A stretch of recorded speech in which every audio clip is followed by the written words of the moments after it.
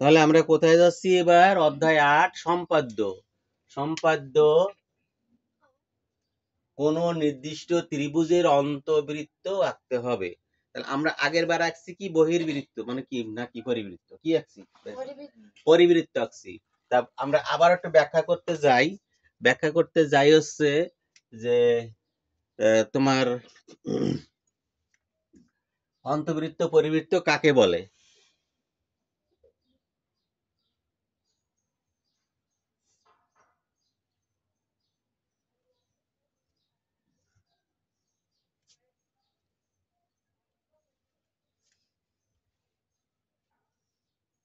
আচ্ছা, অন্তবৃত্ত। তাহলে অন্তবৃত্ত হচ্ছে একটা ত্রিভুজ নিলাম, এই ত্রিভুজটার মনে করি এ বি সি একটা ত্রিভুজ। অন্তবৃত্তটা হবে এরকম যে এ ভিতরে তিনটা বাহু ছুঁয়ে যায়, তাহলে অন্তবৃত্ত। আগের দিন আমরা আঁকছি কি, এটা কি বৃত্ত হয়? অন্তবৃত্ত, মানে ভিতরে। আগের দিন আমরা এ বি সি একটা ত্রিভুজ, এ বি সি একটা ত্রিভুজ, এটা যদি তিন বিন্দু ছুঁয়ে যায় সেটা বলে পরিবৃত্ত। তাহলে এটাকে বলা হয় পরিবৃত্ত। তাহলে অন্ত মানে ভিতরে, পরি মানে উপর দিয়ে। আর যদি একটা ত্রিভুজের একটা বাহুকে বর্ধিত করা হয় বা দুইটা বাহুকে বর্ধিত করলে এই তিনটা বাহু ছুঁয়ে যে বৃত্তটা যায় একে বলা হয় বহির্বৃত্ত। বহির্বৃত্ত হলো অন্তবৃত্ত হচ্ছে ভিতরে, পরিবৃত্ত হচ্ছে উপর দিয়ে, আর বহির্বৃত্ত হচ্ছে বাইরে। এইটা অনেক সময় হয়ে যায় কি যে আসছে অন্তবৃত্ত করে দেয় পরিবৃত্ত, মানে অন্ত যদি অর্থ মনে রাখো, অন্ত মানে ভিতরে, অন্তবৃত্ত ভিতরেরটা। আর পরি মানে উপর দিয়ে, পরিবৃত্ত মানে ত্রিভুজের তিন বিন্দুর শীর্ষের উপর দিয়ে। আর বহির মানে একেবারে বাইরে, দুই বাহু বাড়াই দিয়ে বাইরে, বহি মানে বাইরে।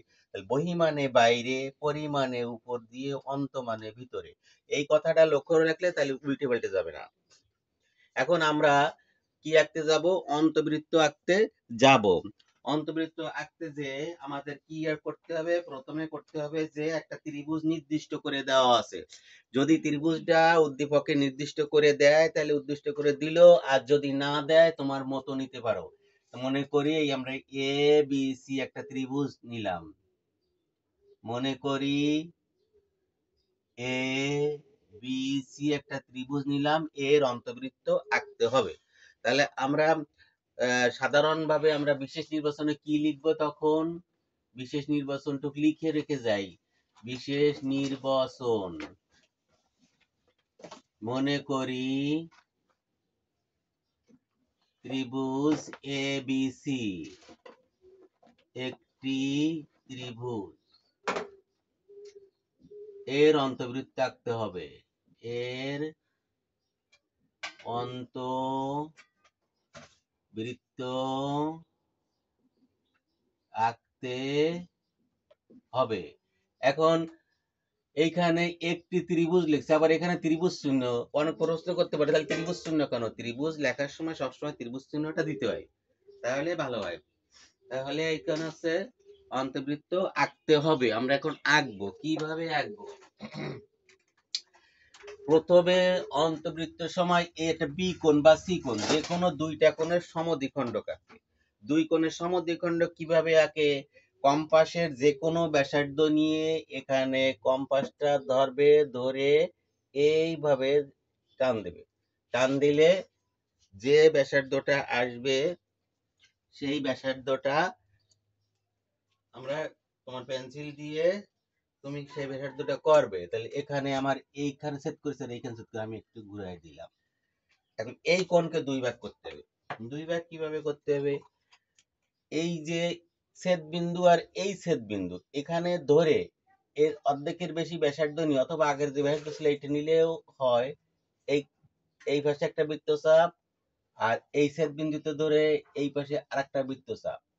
এই দুইটা বৃত্তচাপ এখানে যেখানে ছেদ করবে, ছেদ করলো। ছেদ করার পরে এখন হচ্ছে কি, দাগ দেওয়ার পালা। দাগ দিতে হবে, দাগ দিতে হবে। বড় স্কেলটা কই, দাগ দিতে হবে এভাবে, স্কেল ধরে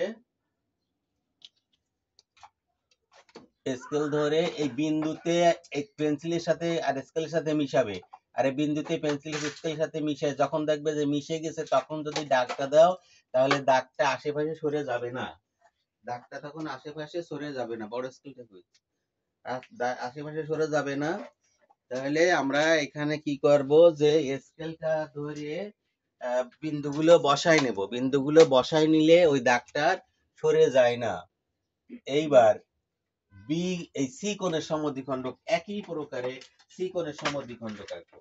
সি কোণের সমদ্বিখণ্ডক এই সি বিন্দুতে কম্পাসের কাঁটা ধরে প্রথমে একটা বৃত্তচাপ, তাহলে এই বৃত্তচাপটা কি হলো, বৃত্তচাপটা এইখানে আর এইখানে সেট করছি আমি, এই টেনে দিলাম, দেওয়ার পরে তারপর এই এই যে ছেদ বিন্দু আর এই ছেদ বিন্দু এইখানে ধরে অর্ধেকের একটু বেশি ব্যাসার্ধ নিয়ে এদিকে একটা বৃত্তচাপ আর এইখানে ধরে আবার এইদিকে আরেকটা বৃত্তচাপ।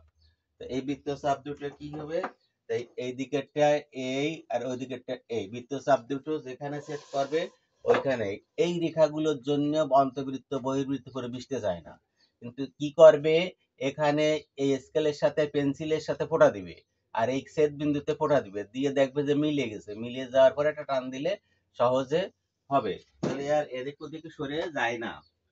এইবার আমরা কি করব, এই যে বিন্দুটা পাওয়া গেছে, এই যে বিন্দুটা পাওয়া গেছে মনে করি এটা ও বিন্দু, এটা বৃত্তের কেন্দ্র হবে, তাহলে আমি এখানে অক্ষর দিতে পারি বি ডি সি ই, তাহলে বি কোণের সমদ্বিখণ্ডক বিডি আঁকি, সি কোণের সমদ্বিখণ্ডক সিএফ আঁকি, বিডি ও সিএফ ও বিন্দু ছেদ করে। এখন ও বিন্দু থেকে এক বাহুর উপরে লম্ব আঁকবো, এই লম্বটা কিভাবে আঁকবো, এই লম্বটা হচ্ছে এই যে ছেদ বিন্দু, এই ছেদ বিন্দুকে কম্পাস ধরে এই দাগটা এই ত্রিভুজের এই দাগটার থেকে একটু নিচে নামবে, নিচে নামে একটা বৃত্তচাপ, এরকম একটা বৃত্তচাপ নেবে, বৃত্তচাপ নেওয়ার পরে এই নিলাম বৃত্তচাপটাই গেল। এখন এই যে বৃত্তচাপের এই যে ছেদ বিন্দুটা হয়েছে, এই ছেদ বিন্দু আর এই ছেদ বিন্দু থেকে নিচের দিকে দুইটা ব্যাসার্ধ এই দুইটা বৃত্তচাপ আঁকবে, একটা বৃত্তচাপ আর এই ছেদ বিন্দু থেকে এই আর একটা বৃত্তচাপ, এই ছেদ বিন্দু থেকে এই আর একটা বৃত্তচাপ, এই বৃত্তচাপ দুইটি পরস্পর এখান থেকে একটা আসছে আর এখান থেকে একটা ছেদ করলো।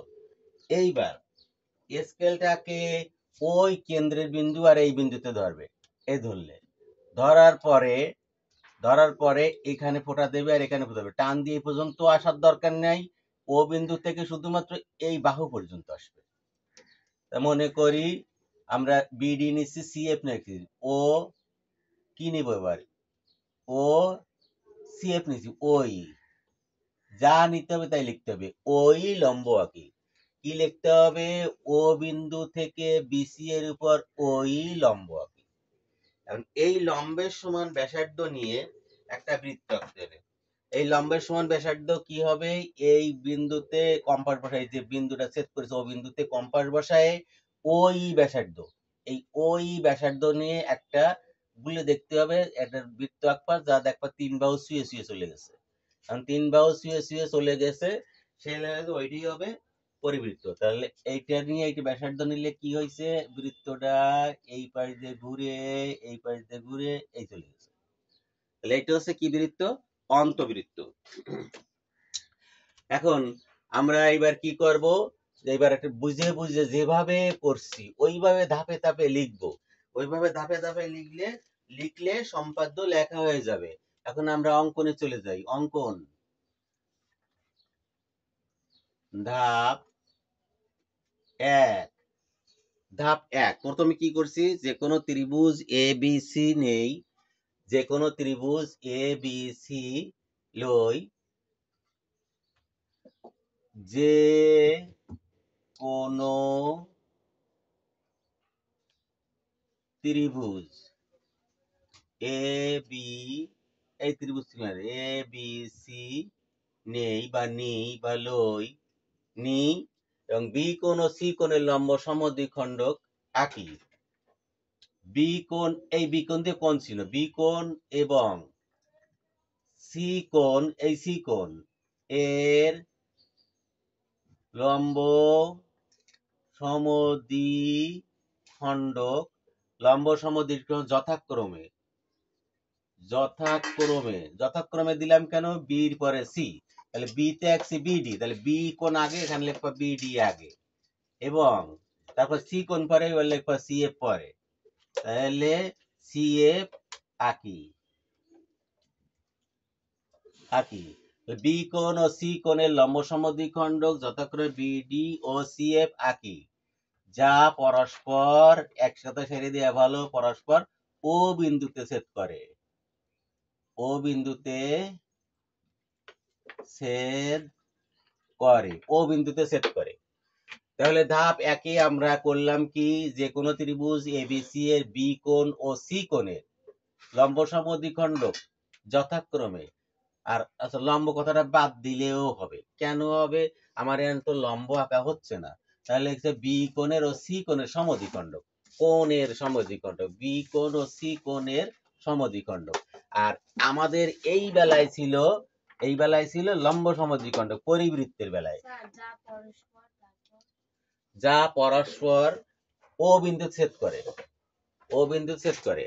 তাহলে আমাদের এইখানে লক্ষণীয় বিষয়, আমরা আগের যে আঁকছি, আগের এই পরিবৃত্তের বেলায় কি হবে, লম্ব সমদ্বিখণ্ডক, আর ওই অন্তবৃত্তের বেলায় কোণের সমদ্বিখণ্ডক। এই কথাটা এইখানে আমাদের স্পষ্ট চলে আসবে। তাহলে কেন এইটা লম্ব সমদ্বিখণ্ডক ছেদ করেছিল, আর এইখানে আসবে কোণের সমদ্বিখণ্ডক। তাহলে অন্তর্বৃত্ত বলতে ভিতরের বৃত্ত, আর পরিবৃত্ত বলতে উপরের বৃত্ত। কথাটা এখানে মনে রাখবো আমরা, পরিবৃত্তের বেলায় লম্ব সমদ্বিখণ্ডক, আর অন্তর্বৃত্তের বেলায় কোণের সমদ্বিখণ্ডক। তাহলে আমরা এখানে বি কোণ ও সি কোণের সমদ্বিখণ্ডক, অনেকে এখানে এইভাবেই আমি যেমন আগে লিখে দিয়েছিলাম লম্ব সমদ্বিখণ্ডক লিখে ফেলে। লম্ব সমদ্বিখণ্ডক কখন হবে, তাহলে আমাদের যখন এই পরিবৃত্ত তখন হবে লম্ব সমদ্বিখণ্ডক, আর যখন ভিতরে হবে তখন হচ্ছে কোণের সমদ্বিখণ্ডক, কোণের সমদ্বিখণ্ডক। তাহলে আমরা এই দুইটা জিনিস লিখবো, আর প্রশ্নে যখন উদ্দীপকে থাকবে তখন লক্ষ্য রাখবো, অন্ত যদি বলে ভিতরে, পরি বললে উপর দিয়ে, পরি বললে লম্ব সমদ্বিখণ্ডক আঁকবো, আর অন্ত বললে কোণের সমদ্বিখণ্ডক আঁকবো।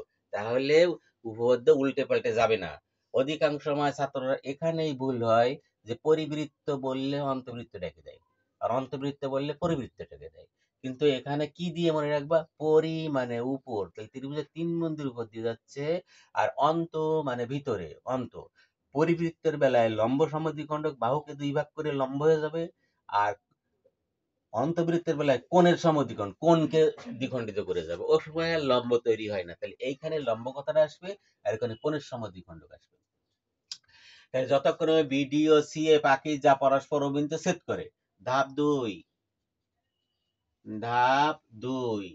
ধাপ 2 তে হচ্ছে বিসি এর উপর ও ই লম্ব আঁকি। এই যে বৃত্তচাপটা আঁকা হয়েছে, এগুলো কোনো লেখার মধ্যে আসবে না, শুধু আসবে কি, বিসি এর উপর ও ই লম্ব আঁকি, বিসি রেখার উপর, বিসি এর উপর, বিসি বাহুর উপর, তোমার যত সুন্দর ভাষা দিতে ইচ্ছে করে দিতে পারো। বিসি রেখার উপর ও ই লম্ব আঁকি, ও ই লম্ব আঁকি। এখন ও ই লম্ব আঁকলাম, ও ই লম্ব আঁকে আমি যদি ছেড়ে দিয়ে ধাপ 3 এ যাই, যেতে পারি, আমি যেভাবে ধাপে ধাপে করতে পারি। আবার যদি এইখানে দিই যে ওই ব্যাসার্ধ নিয়ে একটি বৃত্ত আঁকি, ইহাই পরিবৃত্ত, আমি একটু ধাপ বাড়াই, যাতে ধাপ যত বাড়ানো তত বেশি ভালো মনে থাকে। তাহলে ধাপ 3 এ কি করলাম, ওই ব্যাসার্ধ নিয়ে একটি বৃত্ত আঁকি, ও ই ব্যাসার্ধ নিয়ে একটি বৃত্ত আঁকি, যা মনে করো এইটা আমি ই দিছি অক্ষর, এই বাহুতে তো শুয়ে যাবে, এই বাহুতে শুয়ে যাব, তা আমি এখানে তাহলে ই এই এ পি কিউ একটা অক্ষর দিয়ে দিলাম, যাতে আমার একটু সুবিধা হলো। তাহলে ই পি কিউ, যা ই পি কিউ বিন্দুতে বাহুগুলি স্পর্শ করে। আবার যদি তুমি লিখতে না চাও যে আমি এত কিছু লিখবো না, তাহলে এত কিছু লেখারও দরকার হবে না। বিন্দুতে স্পর্শ করে, স্পর্শ এমন আবার যে ছেদ করে বলে বসো না। কারণ হচ্ছে কি এই বাহুতে ছুঁয়ে যাবে, এই বাহুতে ছুঁয়ে যাবে, এই বাহুতে ছুঁয়ে যাবে। তাহলে আমি যদি এবার লিখি, তাহলে ওই ব্যাসার্ধ নিয়ে একটি বৃত্ত আঁকি যা ই পি কিউ বিন্দুতে ছেদ করে বলার সাথে সাথে কি হবে? হবে না, ভুল হবে। তাহলে স্পর্শ করে। কেন স্পর্শ করে লিখবো? এরকম ছুঁয়ে ছুঁয়ে যায়, তাহলে ওটা স্পর্শ করে। তাহলে কখনো আমরা লিখবো না কথাটা এরকম, লিখবো না যে ছেদ করে। ছেদ করে মানে খণ্ডন করে চলে যায়। তাহলে কি লিখবো? স্পর্শ করে। তাহলে কোথায় কোথায় ভুল হয় সেই সবগুলো ঠিক করে দিলাম, যে বিন্দুতে স্পর্শ করে। আর এখানে সিদ্ধ করে লম্ব সমদ্বিখণ্ডক, লম্ব কথা আসবে না, সমদ্বিখণ্ডক। তাহলে এই ভাষাগুলো যদি ঠিক থাকে, তাহলে আমি কোথাও কোনো ভুল আর ত্রুটি কোনো স্যারে পাবে না। তাহলে ওই ব্যাসার্ধ নিয়ে একটি বৃত্ত আঁকি যা ই পি কিউ বিন্দুতে স্পর্শ করে। এইবার তুমি লিখো, তাহলে ইহাই, আর অক্ষর দরকার নাই, ইহাই নির্ণেয়। নির্ণয় কি বৃত্ত? এটা অন্তবৃত্ত। কোশ্চেনেও লেখা তো অন্ত মানে ভিতরে, অন্তবৃত্ত। দাড়ি দিতে পারো, আবার এখানে লিখে লে পারো উৎপন্ন হলো, উৎপন্ন হলো, হইল, উৎপন্ন লিখতে পারো অন্তবৃত্ত। তার মানে ধাপে ধাপে যেভাবে করা হবে ওইভাবে লেখা হবে। আমরা পরবর্তীটায় চলে যাই।